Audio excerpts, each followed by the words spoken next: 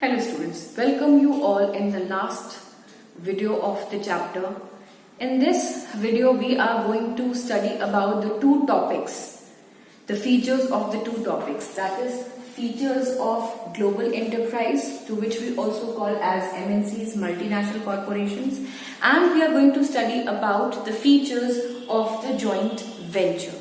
Before we start up with this video, I want you all to understand what is global enterprises, what is MNC. I know you all have studied about MNCs in class 10th economics. So dear student, it's the same thing which you have studied in class 10th, but let's have a quick revision. When we talk about any global enterprises means company, which we are studying from the very beginning, and global means worldly. Any enterprise which is working worldwide in many nations at the same time, that's why it is called global enterprises. MNC, multinational company or corporation. Multi means many, right? And N is coming from nation. So either we call it multi or many nations. So when the one company, one corporation is working in many nations at the same time globally, it is called as MNCs. And since they are working in so many nations at the same time, they are financially very sound, technologically very sound, their controlling power is excellent, so that's why they are able to work on such a larger platform. Fine, now we are going to understand it in more detail with the help of these features. The first feature says giant size and huge capital resources. Giant means big. So the resources which these MNCs have, these resources, the capital resource, that is money, and the financial resource, the technological resource, the assets wise, the physical resource, all those are too much with these companies. So they are able to access at such a large scale. They are able to produce the goods at such a large scale, especially keeping different nations in mind, the preference of the different nations in mind. They are producing the goods. So you can imagine the level of the level of expertise they are performing in the production and in the other activities. I want to tell you one more thing, that since they are so big and they produce so much of profit, they generate so much of profit that sometimes in the nation where they are running, they cross the GDP of that nation. Now when we talk about nation, I want to clarify two more things. Since they are performing the work in so many nations, there are two types of nations involved. Let me raise it for you. When we talk about nations, these MNCs, there is one host and there is one home, right? When we talk about the home nation, it is where the head office is established, the main branch of, or the main office of the company is established from which country it belongs to. So if the company belongs to Japan, its head office is going to be in the home country, and Japan can open its branches, its factories, its other units in other nations. So it can be in America, it can be in China, it can be in India, it can be in Sri Lanka, it can be in any other nation. So we call those other nations as hosts. So sometimes what happens that if the company has established itself in the host country, the GDP of that is gross domestic product, right? That is the GDP, the total income of that nation. The host country's company, these MNCs, can cross the income levels. That means the income of these MNCs can be more than the GDP of a host country. For an example, IBM is one of the international company, is one of an MNCs whose growth rate was more than $8 million, which is more than the income of one country annually. So with this example, we can understand that how strongly these companies work. For an example, if we talk about Hyundai, Nike, Coca-Cola, and numbers of companies who are performing their work like this. Second one, we have a centralized control. As I've told you that there are two nations, one is home and one is host. The home company keeps the control on all the host countries. So that is called as centralized control. That is called as the controlling power in one hand. So if the company is expanding itself in many nations, the branches are opening in many countries, still the controlling of those branches which has been opened in the different nations will be controlled by the home branch only, by the head office only. Fine. The next one which we have is the advanced technology. Their working technology is superb. The way they work, the strategically, technologically, that is excellent. They supply world-class product.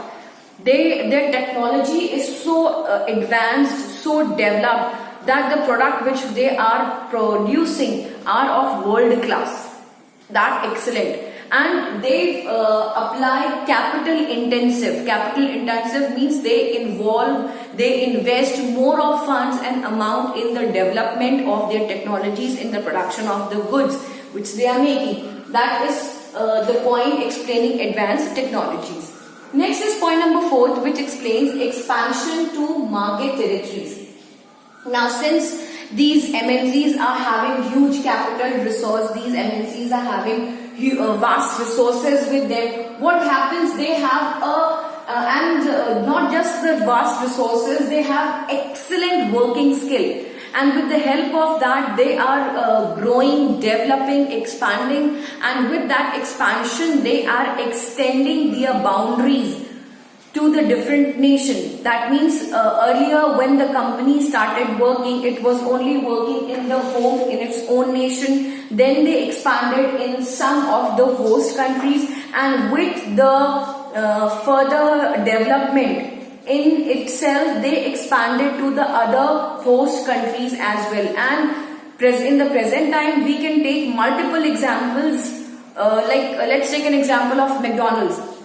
That is also one of the MNCs who has opened its franchises, its branch in so many nations. If we take an example of Domino's, the same is happening with that firm also, that the host is in one nation and the home is in one nation and the hosts are in so many nations, right? Each country where the branches are being opening, all those are considered as hosts, and they all are making products.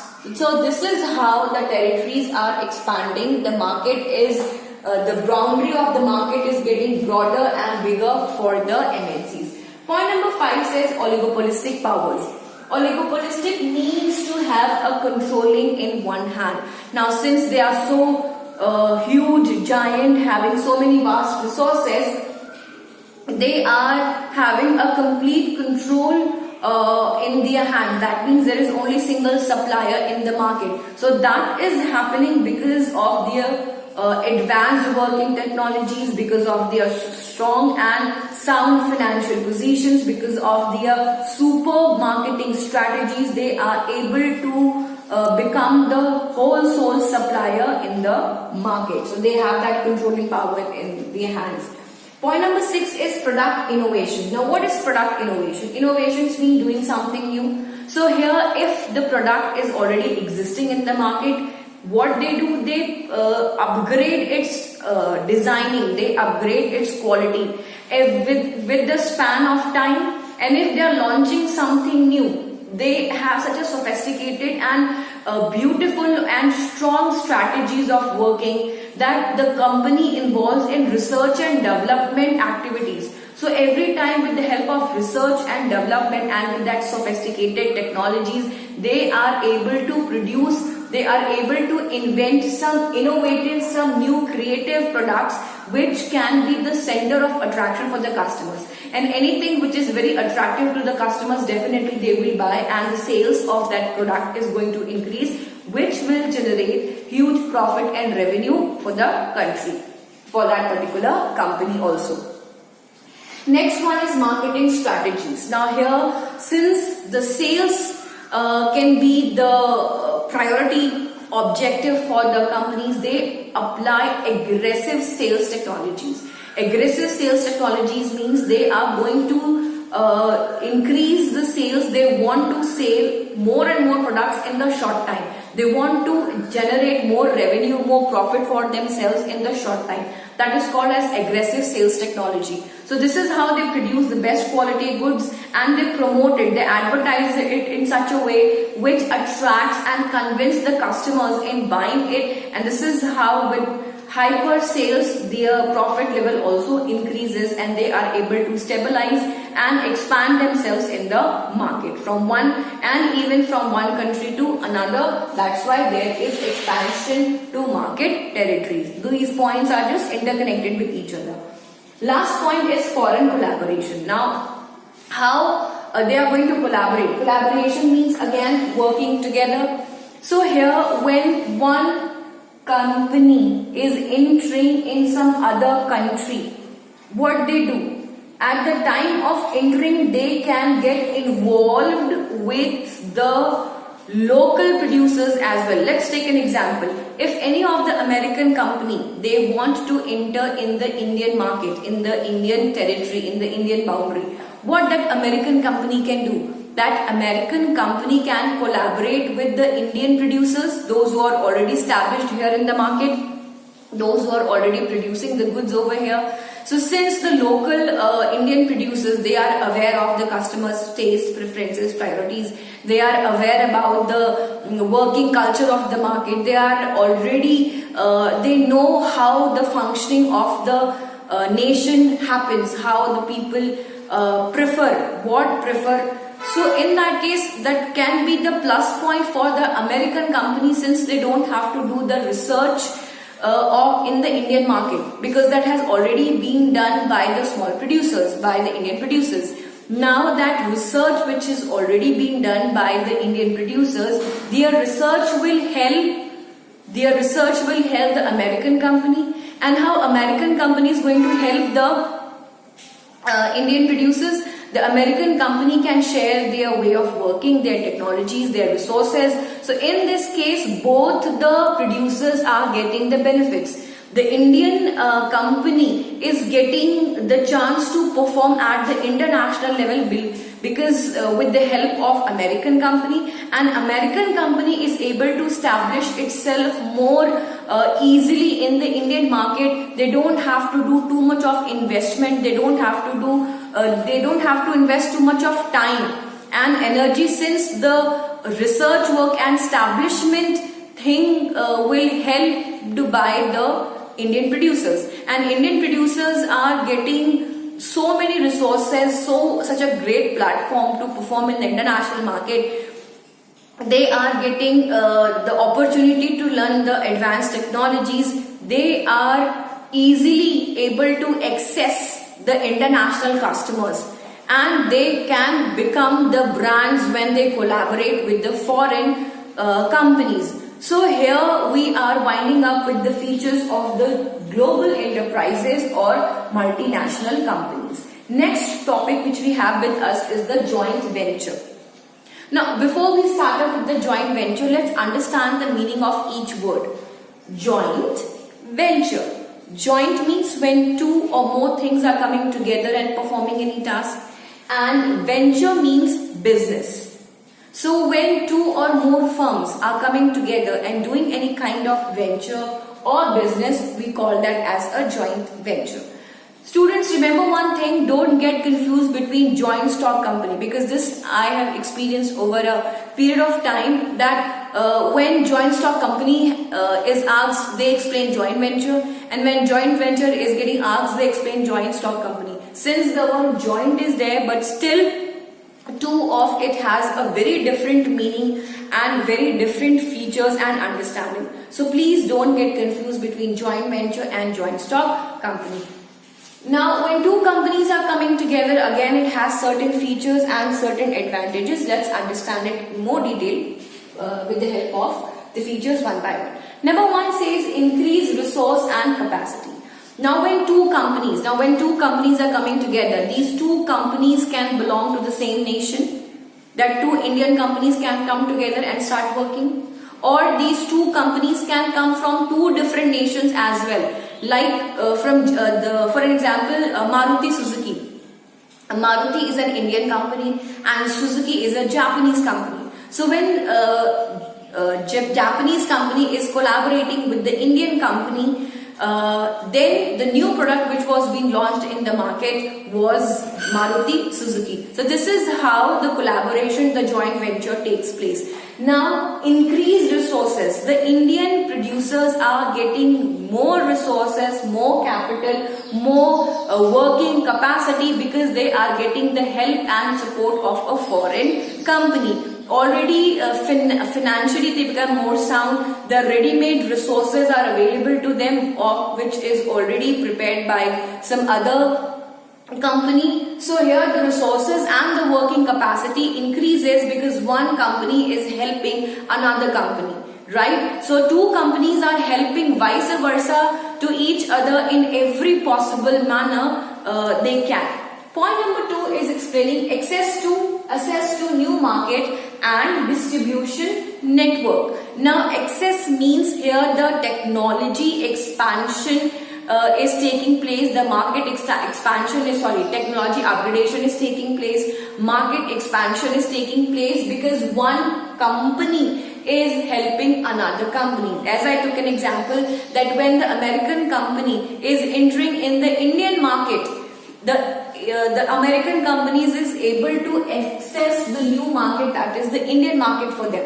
And if we say vice versa, if the Indian company is entering in the American market, the Indian company is getting an opportunity to explore itself in the American market. So when one country gets in collaboration, works as a joint venture with some other company, where they are entering, they have a complete access to that new market, and the distribution network gets more stronger because the local company of that particular country where the joint venture is taking place, the network gets more stronger, more better. So when the American company is going to distribute its goods in the Indian market, definitely the distribution network is going to be very strong because the Indian distribution channel is helping the American company to distribute its goods all over in the country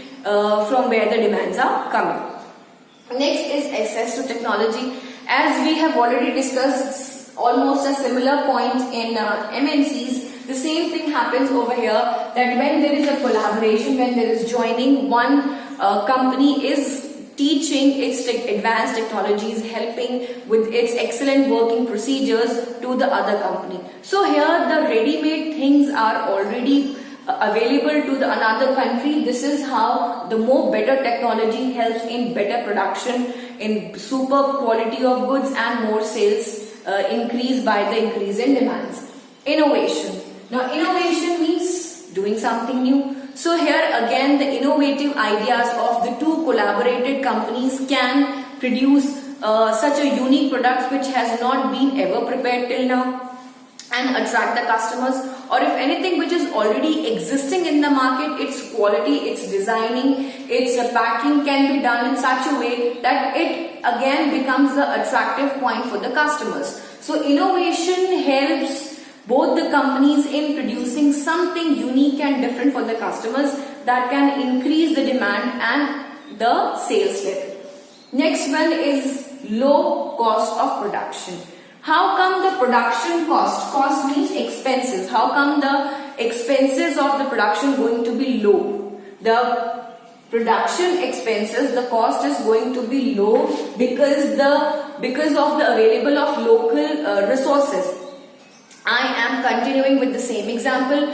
When the American company is entering in the Indian market, remember, it is not going to bring the workers from its own nation. The American workers are not going to come from there and work in India. The workers, the resources will be available from India only. The engineers, the chartered accountants, the scientists, everybody will be available from Indian market. So the resources which are available are decreasing the cost of production. The American company is only bringing its funds, its capital, its technology, its way of working, but other physical resources are available in Indian market, is helping them in producing more by decreasing the cost of production. And the last point is established branding. Now, since one company is already world famous, its goodwill is already explored everywhere in the market, the other company, when it gets attached, when it gets joined with that well-established company, so gets famous with the goodwill. So here, that goodwill of one company gives the benefit to the another company, and they create a brand name. What is brand? Brand is a product which is widely accepted by everyone. Anything which is just demanded by few people, we don't call that as a brand. But when the same thing is getting demanded by a large number of customers at a huge extent, then the product becomes a brand. So here, one company which has already established its name in the market, which has already gained so much of fame, which is already providing its goods to the customers, in that case, the other company, the Indian company, when it will get joined, will also get the benefit of the branding. They don't have to start the advertisement, they don't have to aware the customers from the beginning that we are launching new products. Since the product is already existing in the market and it is already used by the customers, it becomes easy for the Indian producers to produce the same product and get the higher benefits. So students, with this particular video, we are winding up the third chapter, that is private, public and global enterprises. Soon we are going to meet in our next video of the new chapter. Thank you.